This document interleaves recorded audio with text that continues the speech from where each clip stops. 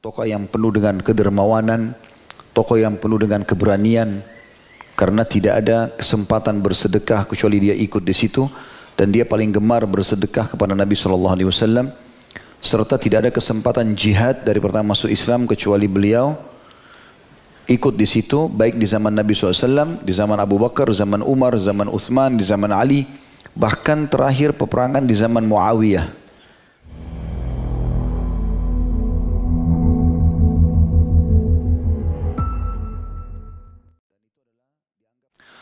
Abu Ayyub Al-Ansari ini memiliki nama Khalid bin Zaid bin Kulayb bin Tha'labah. Khalid bin Zaid bin Kulayb bin Tha'labah bin Abd Amr bin Auf bin Ghanam bin Malik bin Najjar. Saya ulangi, Khalid bin Zaid. Ini nama beliau sebenarnya mudah untuk diingat kalau yang tahu nama saya. Karena kebetulan nama saya juga Khalid bin Zaid. Bin Kulayb bin Tha'labah bin Amr atau bin Abdi Amr bin Auf bin Ghanam bin Malik bin Najjar bin Tha'labah bin Al-Khazraj. Jadi beliau dari suku Khazraj yang merupakan salah satu dari dua suku yang dalam Islam dikenal dengan Ansar di Madinah. Makanya julukannya Abu Ayyub Al-Ansari radhiyallahu anhum.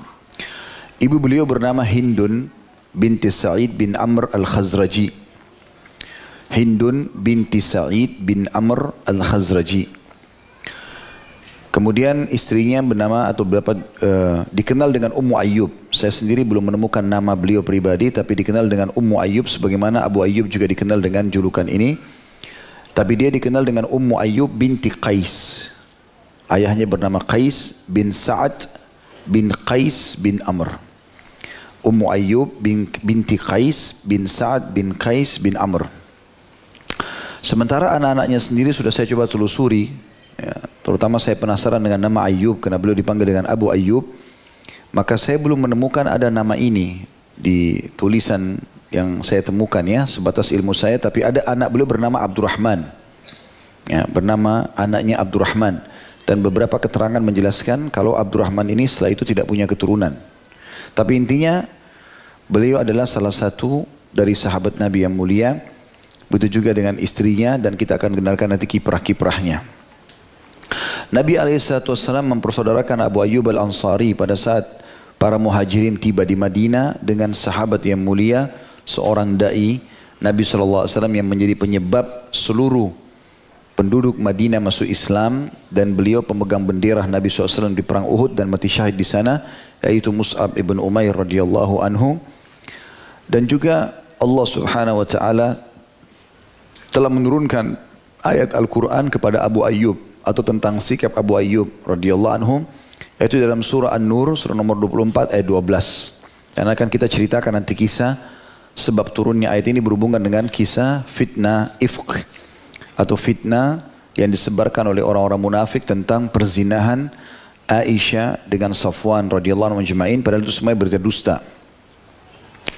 Kita akan bermula teman-teman sekalian menceritakan tokoh yang mulia ini, tokoh yang penuh dengan kedermawanan, tokoh yang penuh dengan keberanian, karena tidak ada kesempatan bersedekah kecuali dia ikut di situ, dan dia paling gemar bersedekah kepada Nabi SAW, serta tidak ada kesempatan jihad dari pertama masuk Islam kecuali beliau ikut di situ, baik di zaman Nabi SAW, di zaman Abu Bakar, zaman Umar, zaman Uthman, di zaman Ali, bahkan terakhir peperangan di zaman Muawiyah. Pada saat dibentuk pasukan oleh Muawiyah radhiyallahu anhu untuk menyerang benteng Konstantinopel. Dan itu adalah dianggap pasukan yang termasuk awal-awal menyerang Konstantinopel, yang Nabi SAW mengatakan pasukan pertama yang menyerang Konstantinopel akan diampuni dosanya. Maka Abu Ayyub Al-Ansari ikut dalam peperangan tersebut. Orang yang penuh dengan gejolak iman dalam hatinya untuk ikuti peperangan dan mengenal atau mendapatkan mati syahid. Dan nanti tentunya beliau akan meninggal di sana dan dikubur di pintu gerbang benteng Konstantinopel. Dan ini sebuah keutamaan tersendiri. Maka teman-teman sekalian, kita akan bermula kisah ini sebagaimana penulis buku menjelaskan tentunya di sini, kalau yang pegang bukunya. Beliau mengatakan, Apakah ada manusia di dunia ini yang mampu menggambarkan atau menghayalkan seberapa besar kegembiraan yang dirasakan orang yang pernah melihat Nabi SAW meskipun hanya sekali dalam mimpinya? Lalu bagaimana, jadi maksudnya kalau ada orang mimpi sekali aja Rasulullah, dia sudah jadikan sebagai berita kebanggaan. Lalu bagaimana bila ia melihat Nabi SAW dalam keadaan terjaga, interaksi langsung? Dan bagaimana dengan kita saat ingin menyebutkan seberapa kegembiraan Abu Ayyub Al-Ansari yang disinggahi rumahnya oleh Nabi SAW sebagai tamu di awal hijrah. Dan ini awal kisah tokoh kita. Bagaimana beliau adalah orang yang dipilih secara wahyu untuk ditinggali rumahnya oleh Nabi SAW sambil membangun masjid beliau SAW. Diriwayatkan dari Abdurrahman bin Uwaim bin Sa'idah, ia berkata, sejumlah orang dari para sahabat Rasulullah SAW yang berasal dari kaumku menceritakan kepadaku. Mereka berkata, tak kala mendengar kabar keluarnya Rasulullah SAW dari Mekah, sementara kami telah merasakan itu serta menanti-nanti kedatangan beliau, kami keluar setelah sholat subuh menuju bagian luar tapal batas wilayah kami menunggu munculnya beliau SAW. Demi Allah kami masih terus menunggu hingga matahari mengalahkan kami dan yang sedang bernaung, artinya dari pagi sampai menjelang sore. Bila tidak menemukan sesuatu untuk berteduh, kami masuk ke dalam rumah. Jadi itu terjadi di hari-hari yang panas, hingga bila mana hari di mana Rasulullah SAW tiba, kami duduk sebagaimana biasanya menanti kedatangan beliau. Tetapi ketika panas menyengat dan tidak ada sesuatu untuk berteduh, kami masuk ke rumah kami. Ternyata saat itulah Rasulullah SAW tiba sementara kami telah masuk ke dalam rumah. Orang pertama yang melihatnya saat itu adalah seorang laki-laki Yahudi. Yahudi ini kebetulan ada di atas pohon dan dia tahu, dia pun mengetahui dalam kitab Taurat akan ada Nabi yang hijrah. Dan tidak ada pada zaman itu yang mengaku Nabi kecuali Nabi SAW. Maka mereka pun orang Yahudi turut menunggu Nabi SAW, ingin melihat karena mereka belum melihat fisiknya. Mereka ingin mempertemukan dengan apa yang disebutkan ciri-ciri dalam Taurat. Karena orang-orang Ansar kepanasan pada saat itu, hari pertama mereka tunggu Nabi SAW belum datang, hari kedua belum datang, hari ketiga barulah Nabi SAW muncul, gitu kan. Dan itu pada saat lagi panas sekali, sehingga mereka di siang hari masuk ke dalam rumahnya. Nah orang Yahudi ini tetap ada di atas pohon, maka ia melihat ya, apa yang telah kami perbuat, yakni kami menunggu kedatangan Rasulullah SAW, maka ia berteriak dengan keras-kerasnya, wahai Bani Kailah. Jadi sebenarnya yang dimaksud dengan Bani Kailah ini istilah kerudung wanita maknanya ya. Dan mereka membahasakan ini untuk menghina sebenarnya orang Madinah. Jadi kayak mengolok gitu. Mereka mengatakan, wahai Bani Kailah, ini kakek kalian sudah datang. Makna kakek biasanya orang kalau kakeknya datang, kalau cucu gembira.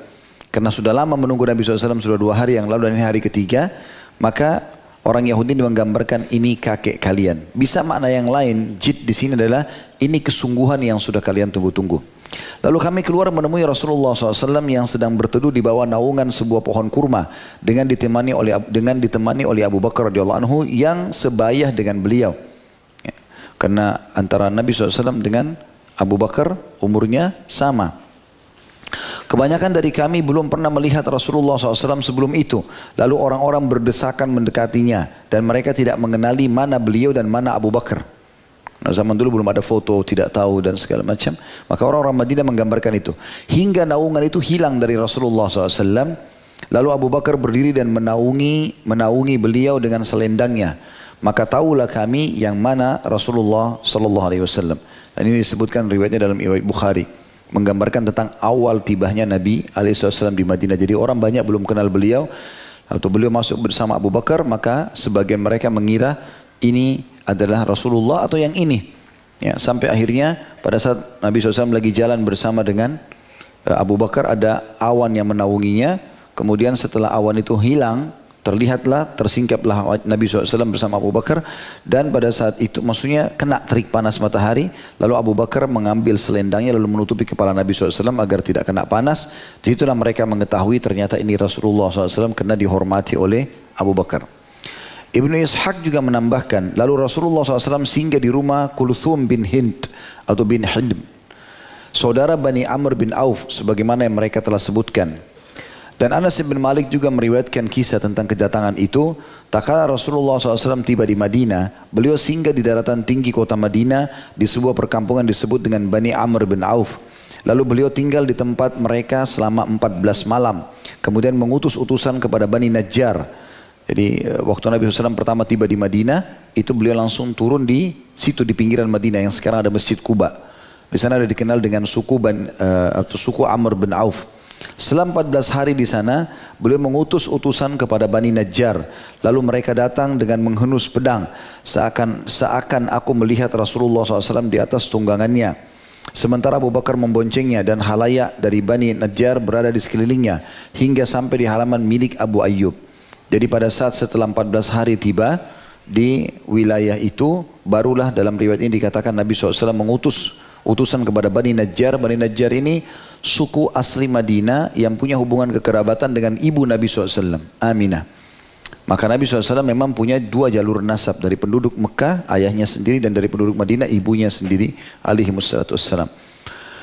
Kemudian datanglah utusan dari Bani Najjar untuk menyambut Nabi SAW dan ingin membawa Nabi ke dalam inti kota Madinah. Walaupun daerah Bani Amr bin Auf tadi masuk Madinah, tapi pintu gerbang Madinah bukan di situ, masih lebih dekat dengan Masjid Nabawi sekarang.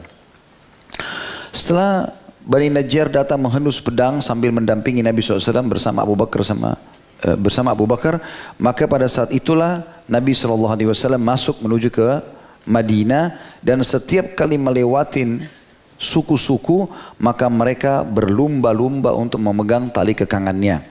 Sampai beliau tiba di depan rumah Abu Ayyub. Beliau mempunyai kebiasaan bila masuk waktu sholat maka beliau sholat di mana saja. Nabi SAW maksudnya. Boleh saja sholat di tempat penambakan kambing. Kemudian beliau memerintahkan agar mendirikan masjid. Lalu beliau mengutus utusan menemui orang-orang Bani Najjar. Lalu mereka pun datang. Beliau berkata, wahai Bani Najjar, sebutkan harga kebun kalian ini kepadaku. Mereka berkata, demi Allah tidak. Kami tidak memiliki harganya kecuali kepada Allah Subhanahu wa ta'ala. Artinya kami cuma mau pahala, tidak usah dibeli. Kalau anda mau ya Rasulullah ambil saja. Anas bin Malik menyambung riwayat ini mengatakan, di tanah tersebut terdapat seperti yang aku katakan, di sana dulu ada bekas kuburan kaum musyrikin. Ada gubuk tua yang sudah roboh dan pohon kurma.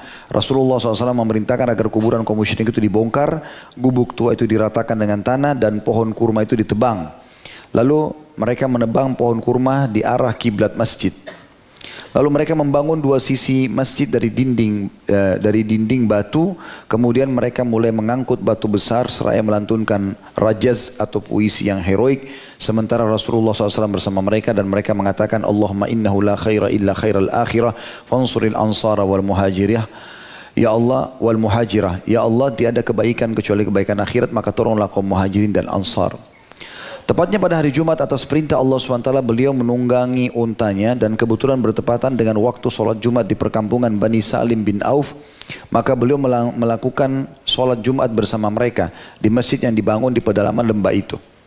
Saya kembalikan lagi histori ini. Jadi adalah ceritanya waktu Nabi SAW pertama tiba di Madinah, beliau disambut di sana tetapi belum menentukan tempat tinggalnya.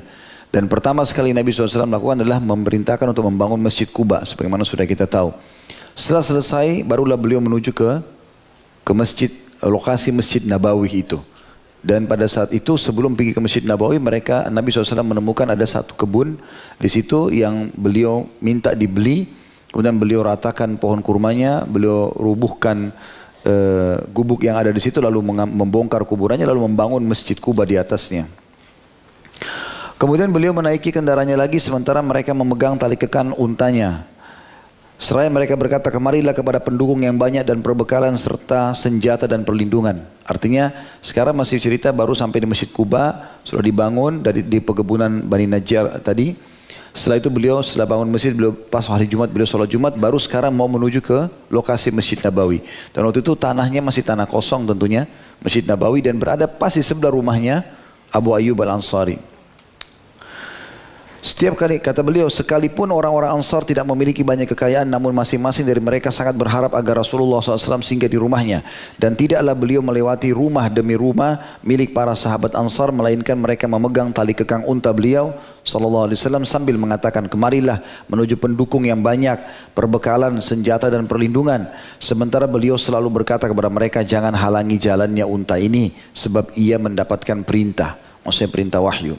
Nanti unta ini akan berhenti sendiri di tempat yang memang Allah sudah tentukan. Dan unta tersebut terus berjalan hingga sampai di lokasi Masjid Nabawi sekarang. Lalu duduk. Beliau tidak turun darinya hingga unta itu bangun lagi dan berjalan sedikit. Kemudian menoleh, lalu kembali ke lokasi yang pertama. Lalu duduk di tempat semula. Lalu beliau SAW turun darinya. Itu adalah di perkampungan Bani Najjar. Tadi suku Najjar yang kebetulan memang itu adalah punya hubungan kekerabatan dengan Nabi SAW. Paman-paman beliau dari pihak ibunya. Dan itu terjadi berkat taufik dari Allah Subhanahu wa taala, di mana beliau memang sangat menginginkan singgah di rumah para pamannya itu untuk menghormati mereka. Lalu orang-orang mulai menawarkan kepada beliau agar singgah di rumah mereka.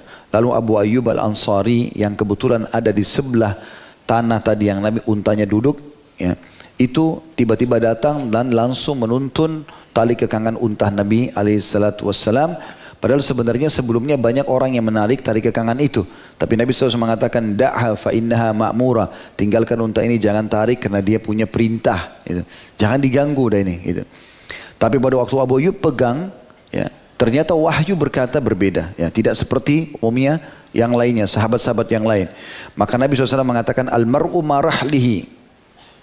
Seseorang yang sedang pegang tungganganku ini sekarang, dialah pemiliknya.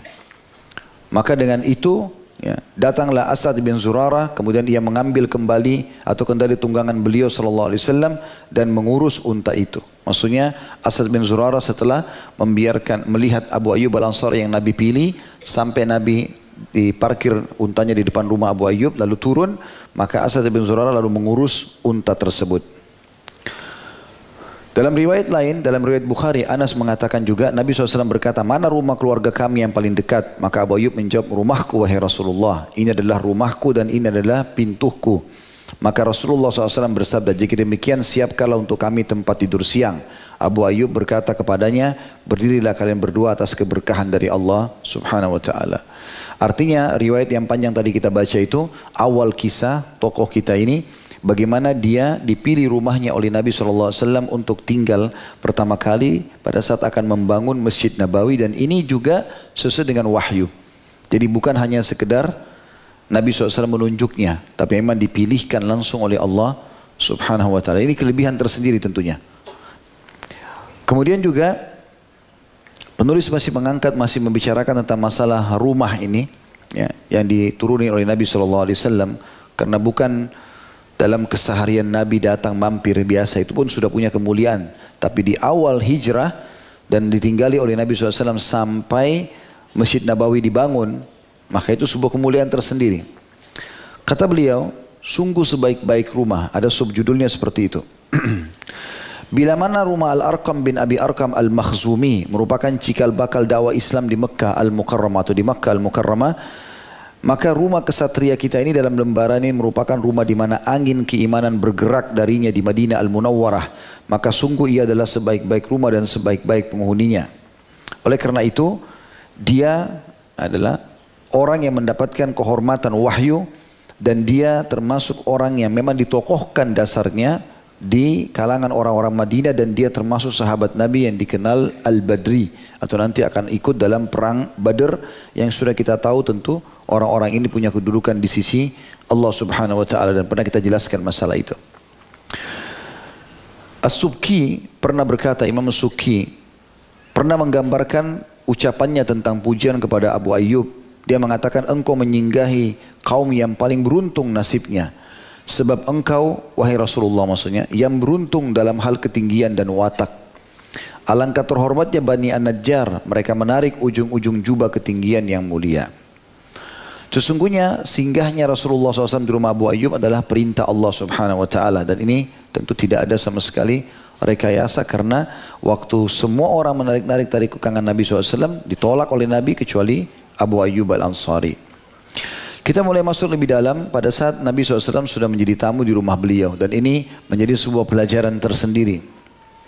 Waktu Abu Ayyub Al-Ansari melihat Nabi SAW masuk rumahnya, maka penulis juga memiliki kata-kata yang bagus sini. Dia mengatakan, biarkan kita mendengarkan langsung Abu Ayyub menggambarkan bagaimana dia melayani Nabi SAW. Diriwayatkan dari Abu Ayyub radhiyallahu anhu, dia berkata, tak kala Rasulullah SAW singgah di rumahku, beliau berada di bagian bawah, sedangkan aku dan Ummu Ayyub berada di bagian atas. Kebetulan rumahnya 2 lantai. Lalu aku berkata kepadanya, wahai Rasulullah, wahai Nabi Allah, ayah dan ibuku sebagai tebusanmu, sesungguhnya aku tidak suka dan merasa tidak nyaman berada di atasmu, sementara engkau di bawahku. Maka berdirilah, lalu naiklah ke bagian atas, sementara kami akan turun pindah ke bawah. Ini tanda keimanan dari Abu Ayyub di awal pertama ketemu dengan Nabi SAW. Padahal memang Nabi yang minta untuk tinggal di lantai pertama, Abu Ayyub di atas. Tapi begitu dia naik ke atas, dia bisikin istrinya, wahai Ummu Ayyub, bagaimana bisa kita lalang di lantai 2 sementara di bawah ada Rasulullah sallallahu alaihi wasallam. Dalam riwayat lain dia mengatakan, ya Rasulullah, aku tidak ingin ada sebutir debu pun yang menyentuh kepala anda dari pijakan kaki kami. Maka Nabi SAW mengatakan, wahai Abu Ayyub, sesungguhnya yang lebih nyaman bagi kami dan juga bagi orang-orang yang mengunjungi kami, karena Nabi tahu akan banyak tamunya alaihissalam, apabila kami berada di lantai bawah. Dan sampai sini diriwayatkan oleh Imam Muslim tentunya dalam kitab Al-Fitan. Dan juga dalam riwayat lain dikatakan bahwasanya Rasulullah SAW singgah di Madinah, beliau singgah di rumah Abu Ayyub, lalu Nabi SAW tidur di bagian bawah sedangkan Abu Ayyub di bagian atas. Suatu malam Abu Ayyub terbangun lalu berkata kepada istrinya, kita berjalan di atas kepala Rasulullah SAW. Maka ia berpindah dan tidur di bagian samping rumah. Jadi misalnya ini tempat ranjang, Nabi di bawah berpapasan satu urutan kamar sama kamar. Maka karena takutnya tidur di atas Nabi SAW, maka Abu Ayyub mengajak istrinya tidur di pinggiran kamar itu. Tak kala di pagi hari, ia menyebutkan hal itu kepada Nabi SAW. Maka beliau bersabda, bagian bawah lebih nyaman bagi kami. Abu Ayyub mengatakan, aku tidak akan naik ke atas atap di mana engkau berada di bawahnya, wahai Rasulullah. Setelah itu Abu Ayyub pun pindah ke bawah, sementara Nabi SAW pindah ke bagian atas. Dalam riwayat yang lain, Abu Ruham meriwayatkan bahwasanya Abu Ayyub juga menceritakan kepadanya, seorang tabi'in bercerita, Abu Ayyub menceritakan kepadanya, Rasulullah SAW tidur di bagian bawah rumah kami, sedangkan aku di dalam kamar. Lalu tumpahlah air di kamar, maka aku dan Ummu Ayyub mengambil kain berumbai-rumbai untuk mengelap mengikuti arah jatuhnya air. Aku turun, seraya berkata, wahai Rasulullah, tidak selayaknya kami berada di atasmu. Pindahlah ke kamar. Lalu ia menyuruh membawa barang-barangnya, maka dipindahkanlah barang-barang beliau alaihissalam yang hanya sedikit. Lalu aku berkata, wahai Rasulullah, engkau biasa dikirimi makanan. Aku melihatmu makan. Bila aku melihat bekas jari-jarimu pada makanan, maka aku letakkan tanganku di situ. Yakni mencari keberkahan Nabi alaihissalam. Ya, jadi ini beberapa sekelumit cerita awal waktu Abu Ayyub tinggal atau Nabi SAW tinggal di rumah Abu Ayyub radhiyallahu anhu. Jadi dalam riwayat lain yang menggabungkan semuanya berbunyi begini. Kata Abu Ayyub, Nabi SAW turun di rumahku, kemudian aku pun menawarkan Nabi untuk tinggal, maka beliau memilih lantai bawah. Setelah aku mau tidur di malam hari di ke atas, aku merasa terganggu. Kenapa Nabi SAW di bawah? Aku mengatakan kepada Ummu Ayyub, kita salah ini, harusnya kita pindah. Setelah dibahasakan itu, dan mereka melapor kepada Nabi SAW, Nabi menolak awalnya. Tapi setelah 3 hari atau 4 hari kejadian Nabi SAW tinggal di rumah, ternyata tumpah air kendi air yang biasa diminum oleh Abu Ayyub dan Ummu Ayyub. Dan di situ sebenarnya kasusnya musim dingin dan mereka punya selimut cuma 1. Dan mereka khawatir karena zaman dulu lantai itu tidak pakai keramik atau granit kayak kita sekarang, mereka pakai tanah. Kalau ada tumpah air bisa bocor sampai netes ke bawah. Karena khawatir kena Nabi SAW, maka mereka semalam suntuk tidak tidur. Lalu mereka sibuk mengambil selimutnya untuk mengeringkan tanah air yang ada di tanah itu, gitu, atau yang di lantai itu. Besok paginya baru melaporkan kepada Nabi SAW. Kurang lebih Rasulullah SAW tinggal di rumah Abu Ayyub 7 bulan. Di mana selama itu beliau mendapatkan pelayanan dari Abu Ayyub secara langsung hingga selesai pembangunan Masjid Nabawi di tempat di mana unta beliau duduk awalnya. Dan itu kebetulan tanah 2 orang anak yatim yang Nabi SAW beli tanah itu. Walaupun walinya tanah itu atau wali kedua anak yatim ini menghadiahkan. Kata Nabi SAW tidak. Beliau pun membeli, jadi tanah itu betul-betul murni milik Nabi alaihissalatu wassalam. Dan Pada saat itu juga Nabi SAW selain membangun Masjid Nabawi juga beliau membangun bilik-bilik atau bangunan-bangunan yang melengket di Masjid Nabawi, rumah-rumah para ummahatil mu'minin. Dan Abu Ayyub menjadi tetangga Nabi SAW setelah pembangunan masjid itu karena memang rumah Abu Ayyub pas di sebelah masjid. Abu Ayyub senantiasa menjadi bagian dari kalangan kehormatan Ansar karena keikhlasannya dan juga dia terus saja menyiapkan makan setiap hari walaupun Nabi SAW sudah pindah di rumah sendiri, punya masjid sendiri, tetap saja Abu Ayyub menyiapkan makanan sampai menunggu Nabi SAW sudah tidak datang, ya, atau memang Nabi SAW tidak membutuhkannya, baru beliau memakan dengan keluarganya. Salah satu riwayat yang dikenal bahwasanya Abu Ayyub radhiyallahu anhu suka sekali menyiapkan makanan buat Nabi SAW, dan ini juga bab tersendiri masalah sukanya terhadap tamu. Tapi yang secara khusus ini Nabi SAW. Ada sebuah riwayat Ibnu Abbas radhiyallahu anhu yang berbunyi, Abu Bakar pernah keluar keluar ke masjid di hari yang sangat panas. Lalu Umar melihatnya seraya berkata, "Wahai Abu Bakar, apa yang membuatmu keluar rumah di saat seperti ini? Siang bolong lagi panas-panas." Maka ia menjawab, "Tidak ada yang membuatku keluar selain aku sangat lapar," kata Abu Bakar. Umar lalu berkata, "Demi Allah demikian juga aku. Tidak ada yang menyebabkanku keluar selain itu. Aku pun keluar ini karena lapar sama dengan kamu." Ketika mereka berdua sedang berbincang, tiba-tiba Rasulullah SAW keluar menemui mereka. Dan beliau bertanya, "Apa yang membawa kalian berdua keluar di siang bolong seperti ini?" Maka keduanya menjawab, Abu Bakar sama Umar radhiyallahu anhuma, "Tidak ada yang mengeluarkan kami selain rasa lapar perut kami." Maka beliau menjawab, "Demi zat yang jiwaku di tangannya, begitu pula aku. Tidak ada yang menyebabkanku keluar di siang ini kecuali hal itu. Ikutlah bersamaku." Jadi Nabi SAW pun keluar di siang hari karena kelaparan pada saat itu. Lalu ketiganya pergi. Lalu Nabi SAW mendatangi rumah Abu Ayyub Al-Ansari. Karena itu yang paling dekat dengan masjid, dan Nabi tentu memilihnya sesuai dengan maksud dan tujuan wahyu tentunya. Abu Ayyub radhiyallahu anhu biasa menyimpan makanan setiap hari untuk Rasulullah SAW. Bila beliau terlambat dan tidak sempat datang, ia memberikannya kepada keluarganya. Jadi selalu disiapkan dulu untuk Nabi SAW. Kalau Nabi makan ya sudah. Kalau Nabi sisanya buat keluar dia sama keluarganya. Kalau Nabi tidak makan, barulah dia bagi kepada keluarganya. Tak kala mereka tiba di pintu, Ummu Ayyub keluar menemui mereka. Maksudnya Nabi SAW, Abu Bakar sama Umar. Lalu berkata, "Selamat datang kepada Nabi Allah dan juga orang yang bersamanya." Lalu Nabi SAW berkata kepada Ummu Ayyub, "Mana Abu Ayyub?" Abu Ayyub yang saat itu tengah berada di kebun kurma miliknya yang tidak jauh dari rumahnya, sempat mendengar suara Nabi SAW. Lalu ia segera menyongsong dengan cepat seraya berkata, "Selamat datang kepada Rasulullah SAW dan orang-orang yang bersamanya." Kemudian ia langsung mengatakan, "Wahai Nabi Allah, ini bukanlah waktu yang biasa Anda keluar dan datang. Siang bolong begini Nabi tidak pernah keluar, biasanya beristirahat." Jadi dikenal dengan waktu kailulah. Di siang hari itu biasa Nabi SAW gunakan untuk istirahat. Beliau SAW berkata, "Kamu benar wahai Abu Ayyub." Kemudian Abu Ayyub pergi ke pohon kurmanya lalu menebang satu tandan darinya yang berisi kurma. Isinya ada dua jenis kurma, rutab, kurma yang baru matang, dan ada busur, kurma yang belum matang benar atau masih mengkal. Nah biasanya di tangkai kurma itu, satu tangkai kurma itu tidak semuanya matang secara bersamaan. Biasanya ada yang sudah matang, ada yang belum. Umum lah di tangkai-tangkai buah biasa begitu ya. Ada waktu di mana juga dia matang semuanya, tapi biasanya kalau sudah matang semua ada yang lebih membusuk karena sudah terlalu matang. Maka Abu Ayyub, orang-orang Arab di sana zaman dulu, mereka kalau mau ngambil, mereka petik kurma-kurmanya itu satu persatu, yang sudah matang aja diturunin, yang masih mentah, mengkal nggak diturunin. Tapi untuk menghormati Nabi SAW, Abu Ayyub datang, kemudian langsung memotong satu tandan, artinya sama semua ya, dipotong semuanya, sehingga memang dari situ tidak akan keluar lagi kurma gitu. Diambillah semuanya, walaupun kurma masih yang sudah matang ataupun yang masih muda. Lalu Nabi SAW berkata, "Aku tidak ingin engkau menebang seperti ini."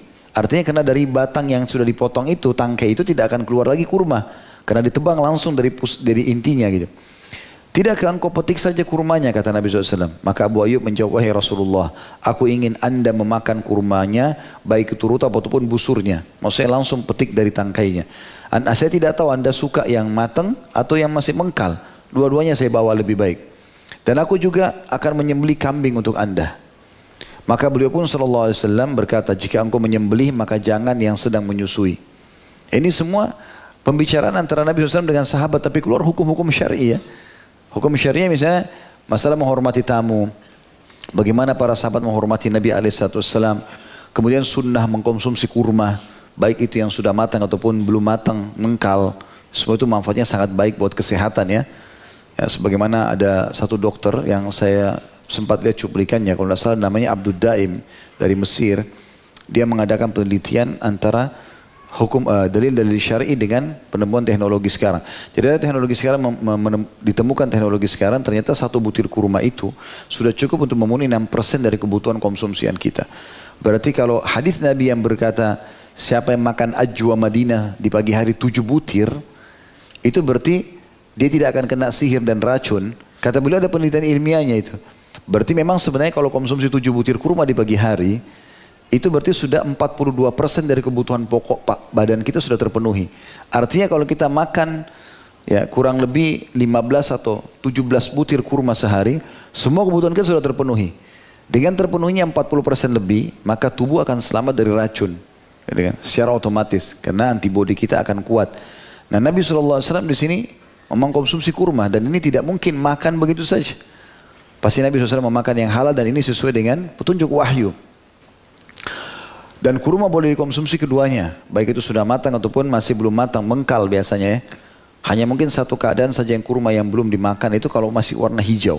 Tapi kalau kuning, merah, ya biasa dikenal dengan kurma-kurma balah ya, yang masih mengkal, kemudian yang sudah matang semuanya ada manfaatnya. Begitu juga dengan Nabi SAW gemar makan daging kambing. Sebagaimana juga dari riwayat ini, Nabi SAW ditawarkan untuk disembelihkan kambing. Beliau tidak minta unta misalnya, gitu kan. Ini juga berarti ada sebuah hukum tersendiri. Ya. Kenapa kambing ini yang digantikan Ismail AS pada saat tidak jadi disembelih.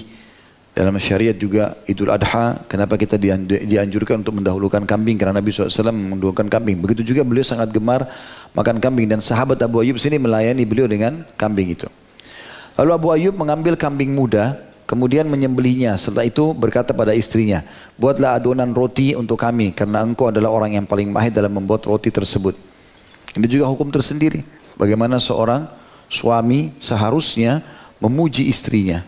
Ya kalau memang masak segala macam, dan mengatakan kalau memang itu makanan baik, ya sudah, berarti dipuji. Di sini untuk membuat motivasi buat istrinya Ummu Ayyub, dia mengatakan buatkan roti buat kami karena kau adalah orang yang paling mahir membuat itu. Ya. Kemudian ia mengambil separuh daging kambing muda itu untuk dimasak. Lalu mengambil yang separuh lagi untuk dipanggang. Dan Nabi SAW tidak menegur dalam masalah itu. Berarti semua ini berhubungan dengan masalah kebutuhan kita kalau konsumsi. Bisa dipanggang, bisa dimasak dengan kuah. Gitu kan.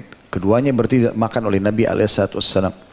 Tak kala makanan sudah matang dan disajikan di hadapan Nabi SAW dan kedua sahabatnya, Rasulullah SAW mengambil sepotong kambing muda, dicuil, ditaruh di dalam roti. Dan waktu itu dihidangkan dengan roti gandum.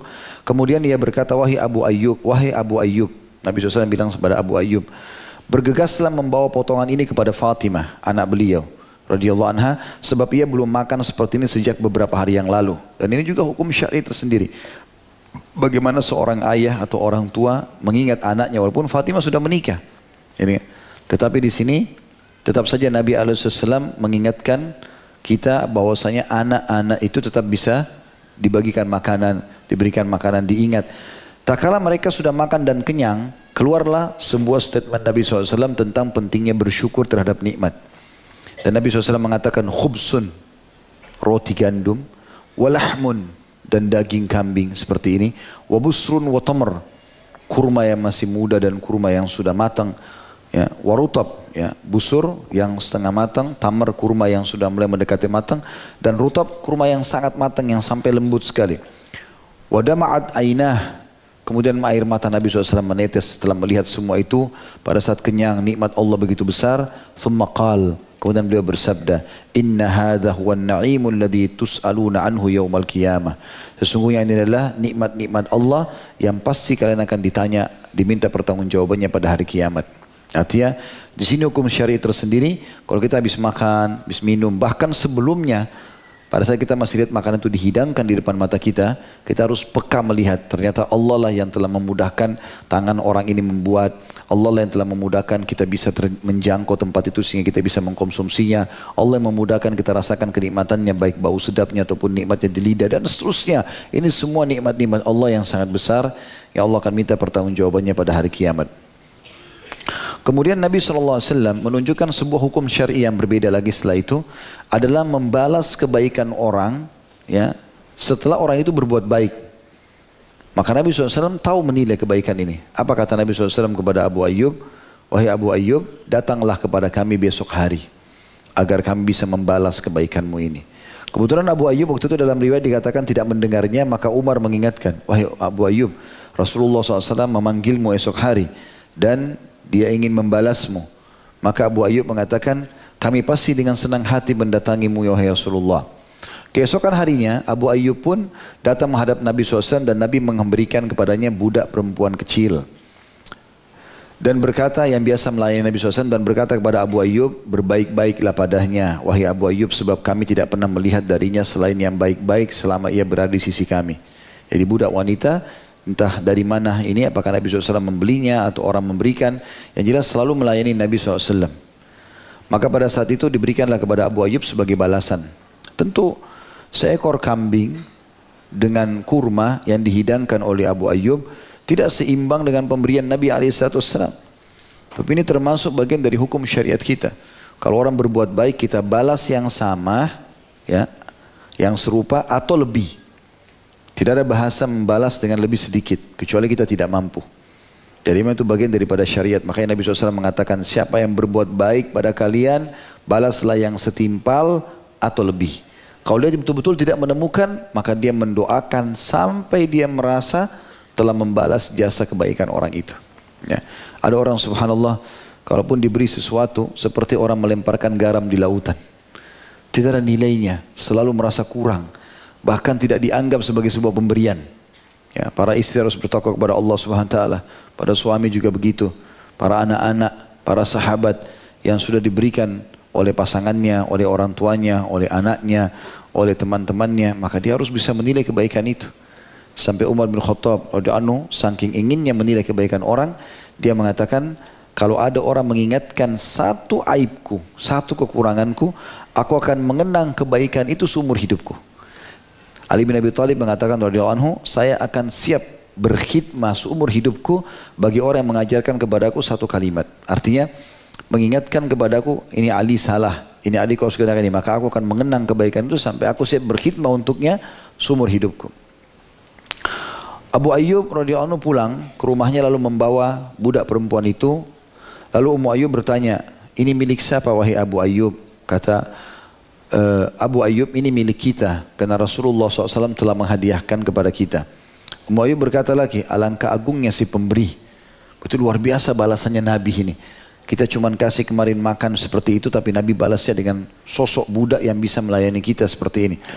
Dan alangkah mulianya pemberiannya. Karena kebetulan yang dikasih anak perempuan ini baik, santun, gitu kan. Dalam beberapa athar disebutkan belum balik anak perempuan ini. Ya.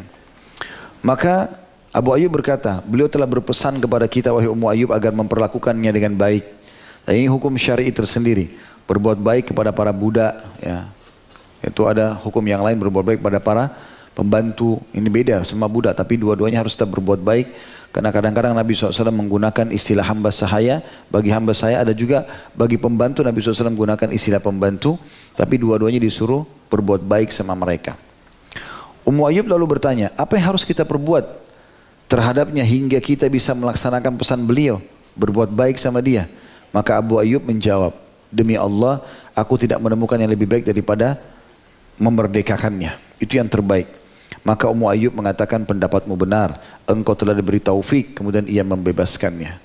Ya mungkin sebagian wanita lain, kalau dia dapat pembantu seperti ini, misalnya itu budak yang bisa dipekerjakan segala macam, mungkin dia pikir lebih baik meringankan beban dia. Tapi karena iman kedua suami istri ini, akhirnya mereka mendahulukan untuk membebaskan budak itu sebagai pelaksanaan sunnah Nabi atau perintah Nabi SAW agar berbuat baik padanya. Abu Ayyub ini radhiyallahu anhu dimuliakan oleh para sahabat-sahabat Nabi yang lain. Dan dia tentu kalau kisah masuk Islamnya, dia masuk Islam pada saat diutusnya atau pada saat datangnya utusan dari Madinah. Dan beliau termasuk orang yang datang di Bai'at Aqabah yang kedua di Mekah. Kemudian setelah itu beliau masuk Islam dan akhirnya beliau sudah menunggu Nabi SAW di Madinah. Dan orang yang menjadi penyebab dia masuk Islam adalah Mus'ab bin Umair radhiyallahu anhu, di mana Nabi SAW nanti setelah hijrah ke Madinah mempersaudarakan keduanya sebagaimana disaudarakan Abdurrahman bin Auf dengan Sa'ad bin Ubadah dan seterusnya. Sahabat-sahabat banyak sekali memuliakan Abu Ayyub pada saat mereka mendengar bagaimana Nabi SAW dimuliakan oleh beliau. Di antara riwayat yang menyebutkan masalah itu disebutkan Ibnu Abbas menukil kisah atau riwayat Abu Ayyub pernah menjadi wali kota Basrah di masa Ali. Jadi setelah Ali bin Abi Thalib jadi khalifah, maka Ali menghormatinya dengan memilih Abu Ayyub sebagai wali kota di kota Basrah. Karena kedudukan dia di mata para sahabat termasuk Ali bin Abi Thalib, karena dia termasuk orang yang memuliakan Nabi SAW. Abu Ayyub pernah berkunjung kepada Ali dan kemudian amat bersungguh-sungguh dalam memuliakannya. Maksudnya Ali. Ali berkata kepadanya, aku akan membalasmu atas kesetiaanmu menjamu Rasulullah SAW. Seakan-akan Ali bilang kepada Abu Ayyub, ingat gak dulu kau siapin Nabi di siang hari bolong lagi lapar. Kamu sampai potongin kurma, kamu sampai sembelin kambing gitu. Kamu masih ingat itu? Kata Abu Ayyub, iya. Aku akan sungguh-sungguh membalas kebaikanmu itu. Sekarang ini, di zaman saya jadi khalifah maksudnya. Lalu ia memberikan kepadanya semua apa yang ada di rumahnya. Dan yang nilainya mencapai 40.000 dinar. Ya.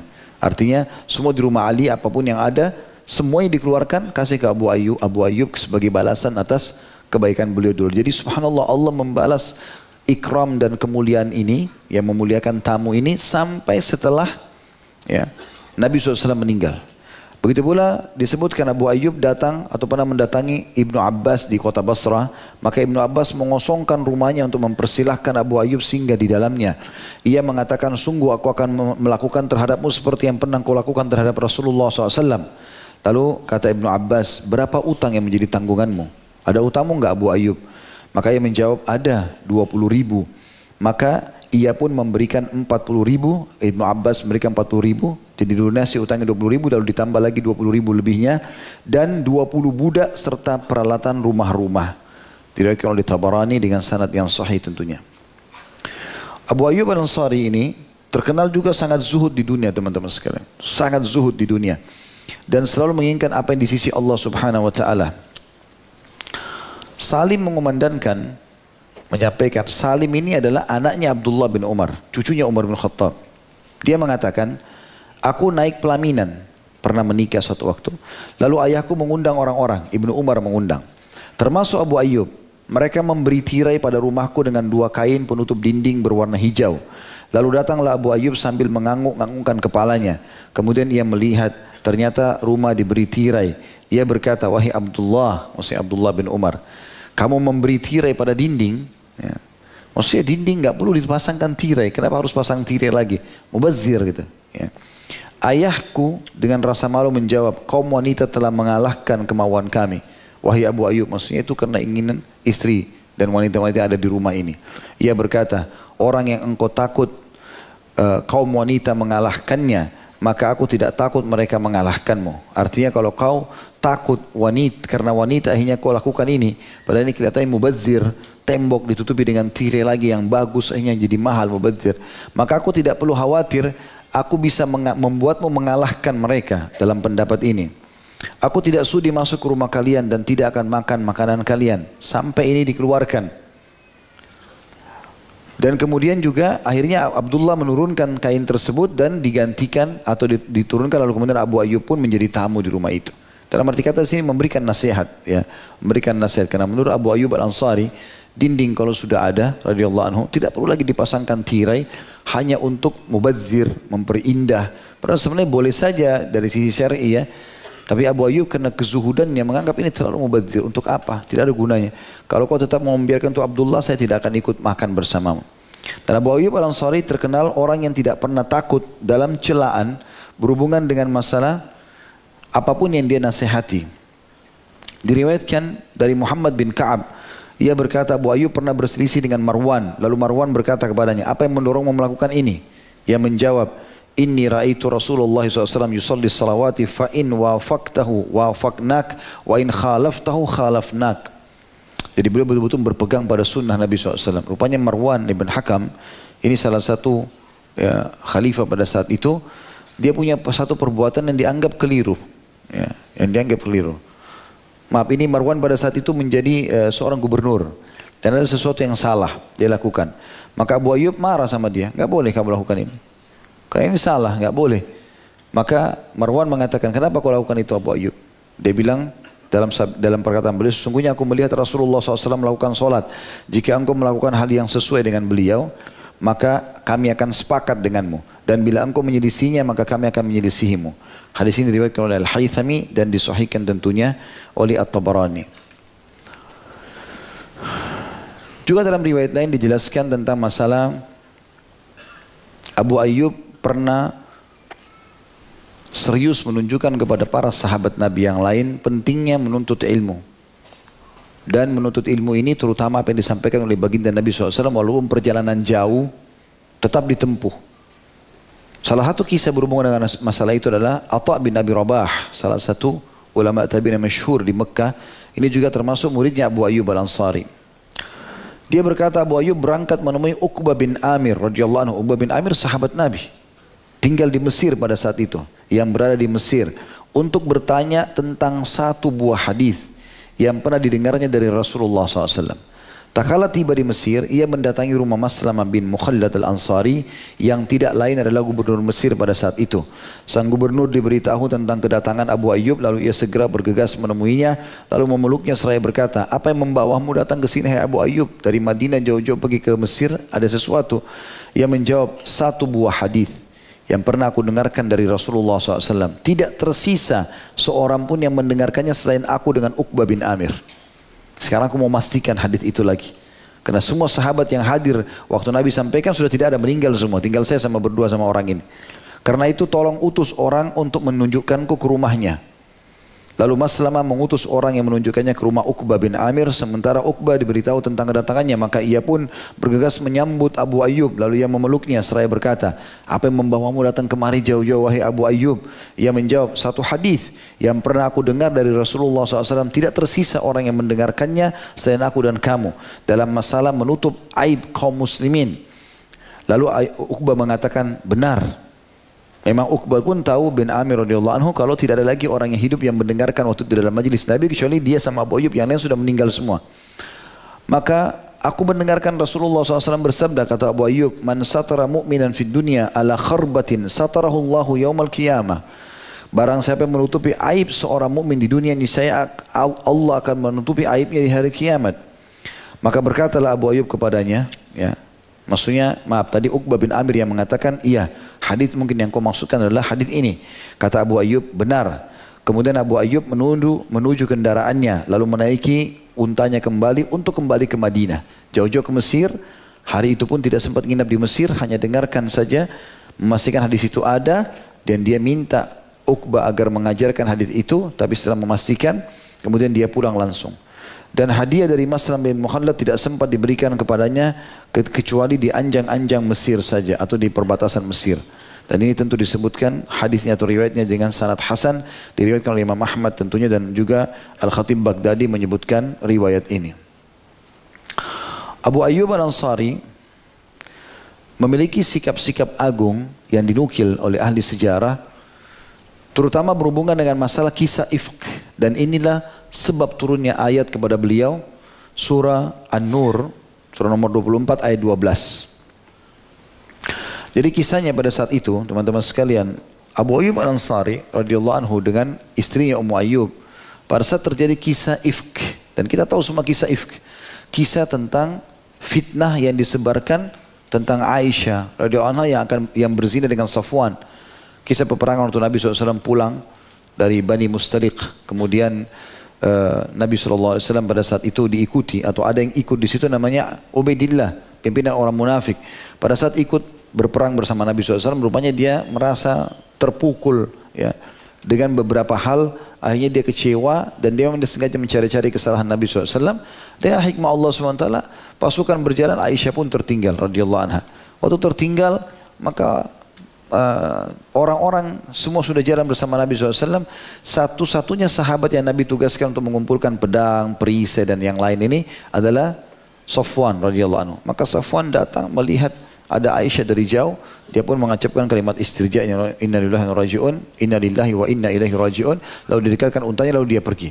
Sampai Aisyah naik di atas unta tersebut, kemudian bawalah di tengah-tengah pasukan. Tapi waktu itu pasukan sudah mampir di satu tempat dan Nabi SAW bertanya kepada para sahabat, mana Aisyah?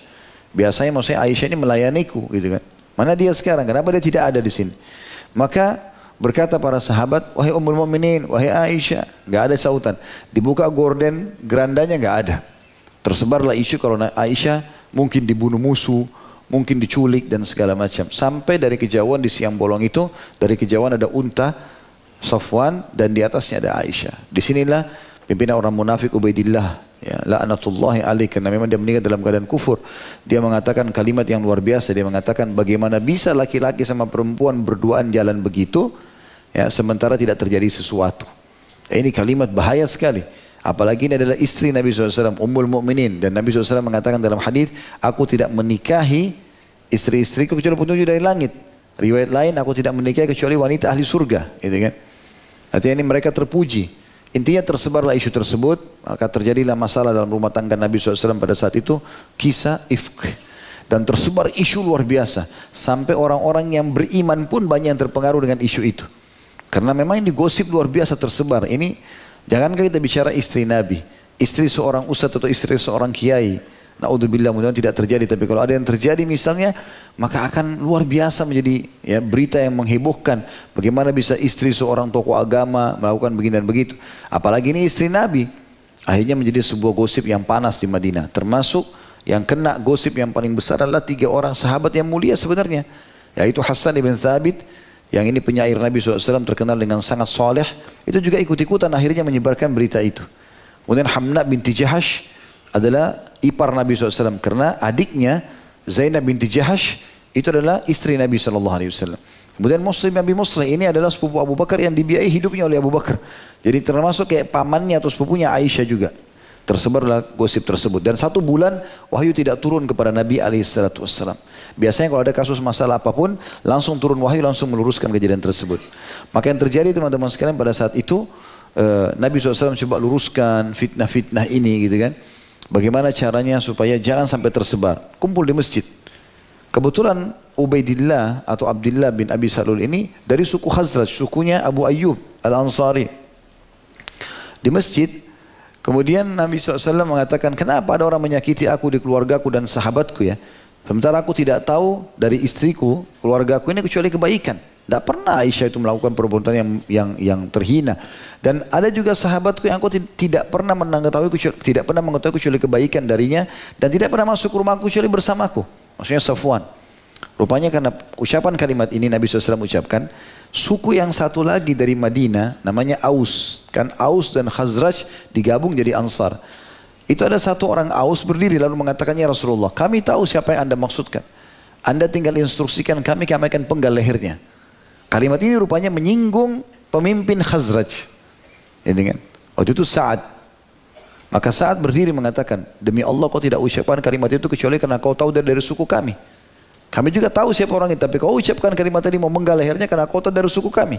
Maka dari Aus marah, lalu mengatakan, engkau munafik sama dengan dia. Maka Sa'ad pun membalas lagi, engkau yang munafik, ributlah ini di masjid. Maka Nabi SAW dia tidak ada solusinya ini. Udah kalau gitu, gak usah. Tutup semuanya, ditutup. Lalu Nabi SAW ke rumah Aisyah, coba meluruskan masalah itu sampai sudah pernah saya jelaskan panjang lebar kisah ifk, ya. Bagaimana Nabi SAW mengatakan kepada Aisyah, Aisyah, kalau kau melakukan bertobatlah kepada Allah. Kalau kau tidak lakukan maka Allah akan turunkan wahyu membelamu. Intinya turun wahyu membela Aisyah pada saat itu radhiyallahu anha. Nah, salah satu ayat yang turun kepada Abu Ayyub Al-Ansari. Apa sebabnya? Ternyata ada yang terjadi di rumah Abu Ayyub Al-Ansari dengan istrinya Ummu Ayyub. Pada saat terjadi isu bohong itu tersebar macam-macam. Maka sempat Ummu Ayyub berkata, wahai Abu Ayyub, bagaimana pendapatmu dengan gosip masalah Aisyah ini? Maka kata Abu Ayyub dalam 2 riwayat, ya. Kalau riwayat yang diangkat oleh penulis ini, riwayat yang pertama saya akan sebutkan, yaitu dia mengatakan, Abu Ayyub mengatakan, apakah kau hai Ummu Ayyub bisa melakukan itu? Posisimu sekarang sebagai istriku ini, kau bisa berselingkuh sama laki-laki lain? Dia bilang tidak mungkin demi Allah. Kata Abu Ayyub, demi Allah Aisyah lebih baik daripada kamu. Kalau kau saja tidak mungkin lakukan, maka tentu Aisyah lebih baik. Riwayat yang kedua, dan ini yang saya angkat dalam buku sirah atau kajian sirah kami di YouTube, itu adalah Abu Ayyub bertanya, waktu ditanya sama Ummu Ayyub, bagaimana pendapatmu tentang gosip Aisyah? Kata Abu Ayyub, wahai Ummu Ayyub, bagaimana pendapatmu tentang aku? Aku sendiri sebagai suami selama ini, apakah bisa pemahamanmu sekarang aku berselingkuh? Kata Abu Ayyub, mustahil, demi Allah nggak mungkin. Karena dia tahu betul Abu Ayyub ini orang baik, orang soleh, jaga nama baiknya, jaga imannya. Lalu kata Abu Ayyub, bagaimana dengan kau? Apa kau bisa lakukan itu? Berselingkuh? Dia bilang, tidak demi Allah, nggak mungkin. Maka kata Abu Ayyub kalimat yang mulia, dan ini tidak ada yang tahu kecuali Abu Ayyub dan Ummu Ayyub di rumahnya. Tapi Allah turunkan ayat Al-Quran menceritakan tentang masalah itu. Maka Abu Ayyub mengatakan, demi Allah Safwan lebih baik daripada aku. Itu yang lagi digosipin tuh, sahabat Nabi itu lebih baik daripada aku. Dan Aisyah lebih baik daripada kamu. Artinya tidak mungkin mereka lakukan. Jadi di posisi Abu Ayyub dan Ummu Ayyub di sini, kalau ada gosip seperti itu, dan dia yakin adalah orang-orang saleh Nabi SAW, ya, Nabi, kemudian tidak mungkin Allah permalukan dengan cara seperti itu. Aisyah Ummul Mukminin adalah ibu orang-orang beriman, walaupun dia lebih muda pada saat itu. Kalau ada sahabat lebih tua tetap panggil, ya ummah, wahai ibuku. Karena ibu. Ya, Allah SWT mengatakan wa azwaju ummahatuhum, dan istri-istri Nabi itu adalah ibu-ibu mereka, ibu semua orang beriman. Kemudian juga Safwan, orang yang sangat saleh, maka dia menepis fitnah itu sambil mengatakan bohong, nggak mungkin. Seperti itulah. Ternyata Allah puji itu. Dalam surah An-Nur ayat 12, ayatnya berbunyi a'udzubillahi minasyaitonir, ini turun untuk beliau tentunya, dan ini menyebutkan tentang kemuliaan beliau dan kekal ditilawakan oleh yang beriman sampai hari kiamat. A'udzubillahi minasyaitonir rajim. Laula idh sami'tumuhu dhannal mu'minuna wal mu'minatu bi anfusihim khairan wa qalu hadza ifkum mubin. Mengapa di waktu kamu mendengar berita bohong itu, kata Allah, orang-orang mukmin dan mukminah tidak bersangka baik terhadap diri mereka sendiri. Gak mungkin bilang begitu. Karena gak mungkin orang ini soleh, orang ini soleh. Bagaimana bisa? Jangan kita ikut-ikut gosipin. Karena banyak orang yang mau menjatuhkan tokoh-tokoh muslim, ya, orang-orang yang baik gitu. Dan mengapa mereka tidak berkata ini adalah suatu dusta yang nyata. Jadi Allah turunkan ayat Al-Quran mendukung perkataan Abu Ayyub yang mengatakan itu bohong, gak mungkin terjadi. Keluar sebuah hukum syar'i gara-gara statement Abu Ayyub Al-Ansari radhiyallahu anhu. Turun ayat membenarkan masalah itu. Mengenai ayat ini Al-Hafidh Ibnu Katsir berkata, ayat ini turun berkenaan dengan Abu Ayyub Al-Ansari dan istrinya. Sebab Ummul Ayyub pernah berkata kepada Abu Ayyub, wahai Abu Ayyub, apakah engkau tidak mendengar apa yang dikatakan orang-orang tentang Aisyah? Ia menjawab, ya, itu dusta belaka. Apakah engkau mau melakukan hal itu, wahai Ummu Ayyub? Maka Ummu Ayyub mengatakan, tidak demi Allah, aku tidak akan melakukan itu. Maka Abu Ayyub berkata, fa Aisyatu wallahi khairum minki. Demi Allah, Aisyah lebih baik darimu, sehingga tidak mungkin ia melakukan perbuatan tersebut. Dan itulah yang membuat kenapa ayat ini turun kepada Ummu Ayyub, Abu Ayyub dan Ummu Ayyub. Bagaimana dia mendidik istrinya agar membela kemuliaan dan kesucian Nabi SAW dengan membela istri beliau alaihimussalatu wassalam. Berhubungan dengan masalah jihad juga begitu. Beliau tentu punya hal-hal kiprah yang sangat besar. Karena mulai dari peperangan pertama Nabi SAW, perang Badar, sampai Nabi SAW meninggal, di peperangan Abu Bakar tentang perang Riddah, juga diikuti semuanya. Peperangan Umar dalam ekspansi juga diikuti semuanya. Di zaman Uthman bin Affan tetap dia berada di barisan-barisan depan pasukan muslimin perbatasan. Di zaman Ali juga ikut menyelesaikan fitnah-fitnah yang bersama dengan Ali bin Abi Thalib, dan juga di zaman Muawiyah terakhir tentang perang Konstantinopel. Dan yang paling menonjol adalah perang beliau di Konstantinopel itu. Disebutkan kisahnya, tentu banyak riwayat berhubungan dengan masalah itu. Waktu Muawiyah menjadi khalifah, ia mengutus putranya Yazid bin Muawiyah untuk menaklukkan kota Konstantinopel. Usia Abu Ayyub saat itu sudah sangat senja, hampir mencapai 80 tahun. Namun hal itu tidak menghalanginya untuk menghadapi musuh. Dan juga ia berkata, saya akan mengikuti musuh-musuh, saya akan memerangi musuh-musuh tersebut. Dan pada saat pasukan sedang berjalan serta sudah berada di depan benteng Konstantinopel, serta telah terjadi kecamuk perang kecil-kecilan, maka Abu Ayyub pun sakit keras. Lalu dia memanggil Yazid yang pada saat itu panglima perang untuk menjenguknya. Dan pada saat datang, Yazid mengatakan, apa yang anda butuhkan wahai sahabat Rasulullah? Maka ia mengatakan, jika aku mati, jangan kuburkan aku di sini, tapi angkutlah aku dan carilah celah masuk ke tanah musuh sebisahmu. Pikul nanti jenazahku, jangan tanam sembarangan, cari tempat yang paling jauh terakhir pasukan bisa jangkau, lalu kubur aku di dalam sana. Lalu kemudian jika engkau tidak menemukan celah masuk maka kuburlah aku, kemudian pulanglah. Tak kala ia wafat maka jenazah pun diangkat kemudian dibawa pergi, kemudian dikuburkan. Lalu ia sempat melantunkan firman Allah SWT sebelum meninggal, infiru khifafan wa thiqala, berangkatlah kamu berperang itu dalam keadaan ringan ataupun merasa berat. Surah At-Taubah ayat 41. Kata Abu Ayyub, aku tidak mendapati diriku selain merasa ringan dan berat. Jadi setiap kali jihad, pasti dari awal aku ikut berperang, ada saja saatnya aku merasa ringan, aku ikut, ada saatnya aku merasa berat. Tapi Allah mengatakan, berperanglah kalian dalam kondisi kalian ringan ataupun berat. Di dalam riwayat lain dikatakan, Abu Ayyub Al-Ansari, laki-laki yang mulia ini, ikut berperang bersama pasukan Yazid, karena ingin mengejar keutamaan-keutamaan penyerangan Konstantinopel. Karena ini termasuk tempat yang dijanjikan oleh Nabi SAW setelah beliau meninggal nanti. Karena beliau bersabda kalian akan membebaskan Konstantinopel. Banyak riwayat berhubungan dengan masalah itu. Bahkan Nabi SAW mengatakan sebaik-baik pemimpin pada saat itu dan sebaik-baik pasukan pada saat itu. Maka berlumba-lumbalah orang untuk membentuk pasukan menyerang Konstantinopel. Di antaranya di zaman Muawiyah radhiyallahu anhum ajma'in. Pada saat itu Abu Ayyub ikut. Di awal-awal pemicu peperangan sudah sampai di benteng tersebut, maka Abu Ayyub pun sakit parah. Kemudian dia memanggil Yazid sambil mengatakan, wah Yazid, bila seandainya aku mati, jangan kuburkan aku kecuali engkau telah ikut dalam peperangan tersebut. Maksudnya sudah menyerang. Setelah engkau berperang, mana tanah yang paling jauh kau bisa kuasai dan jangkau, di situ kubur aku. Maka besok harinya, malam hari itu meninggallah Abu Ayyub radhiyallahu anhu. Maka besok paginya Yazid menginstruksikan pasukannya untuk mengkafani Abu Ayyub lalu memikul jenazahnya. Rupanya di pasukan muslim ini ada yang menyisip pasukan kafir. Dia bisa berbahasa Arab lalu dia berbaur dengan pasukan muslimin. Dia pakai baju muslim segala macam, dia menyelip. Tahu dia tanya, siapa orang itu? Kata para orang-orang yang hadir di situ, apa kau tidak tahu itu jenazah yang mati? Dia bilang tidak.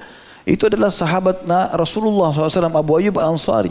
Kata orang Nasrani ini, kebetulan dia orang Romawi, kan Konstantinopel itu Romawi. Dia mengatakan, kenapa dia ikut? Kenapa jenazah gak dikubur saja? Dia bilang dia ingin ikut berperang. Itu kan, jenazah ikut berperang. Dikubur di tempat terakhir di mana pasukan kami menguasai wilayah ini. Maka orang ini pulang menyampaikan kepada kaisarnya, dia mengatakan, sungguh kaum yang sedang kita lawan ini tidak bisa kita kalahkan.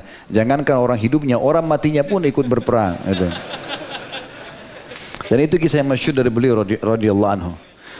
Ibnu Sa'ad juga menceritakan bahwasanya Abu Zabyan, ia berkata Abu Ayyub ikut berperang lalu jatuh sakit. Kemudian ia berkata, jika aku mati maka bawalah aku. Jika kalian bertempur melawan musuh, maka lemparkan aku di bawah kaki-kaki kalian. Jadi kalau misalnya kalian lagi melawan musuh, supaya nggak jadi beban, taruh saya di bawah saja. Kalian berperang saja. Tapi jenazah, ya, ada penyebabnya nanti. Dia mengatakan, lemparkan aku di bawah kaki-kaki kalian. Adapun denganku, maka aku akan menceritakan kepada kalian sebuah hadis dari Rasulullah SAW. Ya, aku dengar langsung. Nanti kalau kalian bawa jenazahku, kalau aku mati nanti, kalau kalian letakkan aku, maka aku sebelum meninggal jadi jenazah akan sampaikan kepada kalian sebuah hadis Nabi. Man mata la yusyrik billahi syai'an dakhala al-jannah. Siapa yang mati dalam kondisi tidak menyekutukan Allah satupun, maka ia akan pasti masuk surga. Sungguh itu adalah kerinduan dan membahaya, sungguh itu adalah kerinduan yang aku inginkan. Maka aku ingin mati tidak berbuat syirik kepada Allah SWT dan mati di dalam kancah peperangan. Maka para orang-orang pun memikul jenazahnya di pagi hari dan membawanya. Pada saat mereka sedang menyerang musuh berkecamuk, maka dia pun ditaruh di situ. Dalam riwayat lain, Al-Asma'i mengatakan dari ayahnya bahwasanya Abu Ayyub dikuburkan bersamaan dengan puing-puing pagar Konstantinopel yang sempat diserang oleh kaum muslimin. Ketika di pagi hari berkatalah orang-orang Romawi, wahai bangsa Arab, sepertinya semalam ada sesuatu yang besar di tengah-tengah kalian. Karena kalian kayaknya heboh benar nih, ada masalah sesuatu. Kata mereka, telah wafat seorang lelaki dari para sahabat besar Nabi kami. Demi Allah, jika kuburannya dibongkar, maka tidak akan ada lonceng yang dibunyikan lagi di negeri Arab. Bila mengalami peceklik, orang-orang Konstantinopel membuka kuburannya lalu turun hujan atas mereka. Hadis ini disebutkan Ibnu As-Sakir dan disebutkan juga dalam Syiar A'lamul Nubala. Intinya begini, yang dimaksudkan dengan riwayat terakhir adalah Abu Ayyub Al-Ansari minta dikuburkan sampai di lokasi di mana pasukan terakhir muslimin. Waktu pas tiba di lokasi depan pasukan Romawi, ada beberapa prajurit muslimin tidak Tidak melawan musuh. Jadi musuhnya dilihat, kalau orang zaman dulu kan orang pakai pedang. Mereka malah tidak menyerang pedang. Batu Asad sudah tiba di dekat bentengnya Konstantinopel. Orang-orang Romawi lagi berhenti. Lalu melihat itu, lalu bertanya, apa yang kalian lakukan? Kok kenapa tidak menyerang malah? Mereka ternyata meletakkan pedang-pedang mereka lalu mengambil cangkul muslimin. Lalu menggali di situ kan. Ditanya oleh orang Romawi, apa yang kalian lakukan ini? Kata mereka, kami ingin mengubur. Memang jenazah siapa sampai harus dikubur di sini? Kata mereka, kata para pasukan muslimin, ini adalah salah satu sosok sahabat kami yang besar. Kenapa harus dikubur di sini? Ini sesuai dengan permintaan dia. Karena dia ingin mendengar suara-suara telapak kaki-kaki kami pada saat kami sedang berperang. Jadi artinya dia sudah meninggal pun dia ingin ikut di situ. Ya. Dan juga dalam riwayat yang lain beberapa orang yang menceritakan mereka mengatakan bahwasanya Abu Ayyub sempat menyampaikan, kalau saya meninggal dunia nanti, bawa saya dengan pasukan kalian sampai di batas terakhir yang kalian bisa lakukan, terutama dekat benteng Konstantinopel, kejar. Setelah sampai di sana, kuburlah saya, karena saya ingin mendengarkan suara kaki-kaki kuda dan kaki-kaki kalian atau siapapun pasukan yang datang setelah itu yang akan menembus Konstantinopel sesuai dengan janji Nabi SAW, karena mereka adalah pemimpin dan pasukan terbaik. Jadi saking semangatnya ingin mati syahid radhiyallahu anhu sampai beliau berpikir untuk dikubur di sana.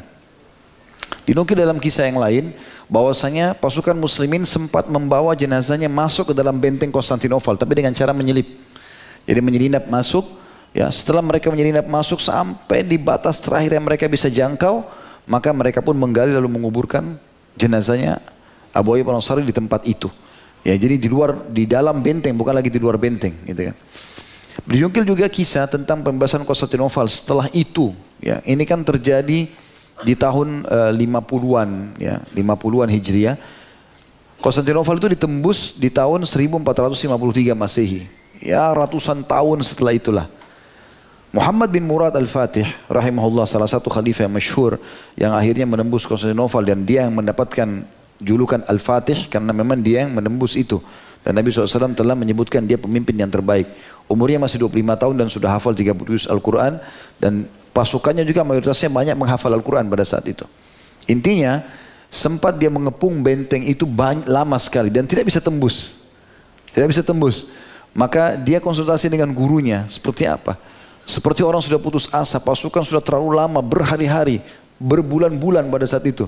1,5 bulan atau 2 bulan mengepung tidak bisa tembus karena bentengnya sangat kuat. Ringkas cerita pada saat itu, datanglah gurunya sambil mengatakan, kalau kau putus asa, berarti kau tidak akan mendapatkan apa yang telah dijanjikan oleh Nabi SAW. Sementara pasukanmu di sini pasukan besar dan belum pernah berdiri di benteng ini pasukan sebesar ini. Dan perlu kau tahu, di sini ada kuburan seorang sahabat Nabi. Walaupun pada saat itu rupanya mereka tidak mengetahui kuburan itu di mana. Abu Ayyub belum diketahui kuburannya pada saat itu, karena sudah berjalan ratusan tahun. Ya, mereka tidak tahu di mana dimakamkan. Maka pada saat itu Muhammad Al-Fatih meminta agar petunjuk sama Allah agar bisa mimpi melihat di mana kuburan Abu Ayyub. Begitu dinukil dalam beberapa bukunya. Maka dia pun bermimpi setelah memohon kepada Allah SWT titik kuburan itu. Kemudian dia datang ke lokasi itu dengan beberapa pasukannya dan juga dengan gurunya sambil menggali dan akhirnya menemukan jenazah Abu Ayyub radhiyallahu anhu. Menurut penggambarannya seperti itu. Kemudian setelah dia mendapatkan, maka Muhammad Al-Fatih kemudian kembali semangat menyatakan ternyata apa yang dinukil selama ini ada sahabat Nabi dikubur sini benar. Maka dia pun akhirnya melanjutkan perjuangan sampai berhasil menembus benteng Konstantinopel itu. Allahu a'lam.